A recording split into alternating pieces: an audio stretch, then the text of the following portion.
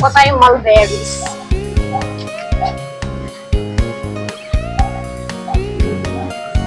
Yun ang mga mulberries. So, Ito, isang maliit. Sobrang liit. Sobrang liit, guys, ng ating mulberries. Tapos, pa, isa lang. Ay, nalaglag. Sayang. nalaglag yung isang bunga. Here.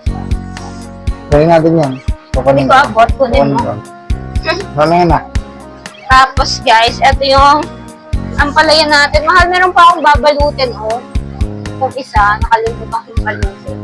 Ito, mga nabalot ko na, mga nalaki na sila. Tingnan niya. Nakatong isa. Ayun pa.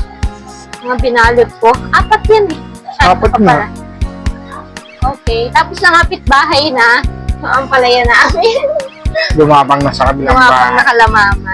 So, eto yung harvest natin for today's video.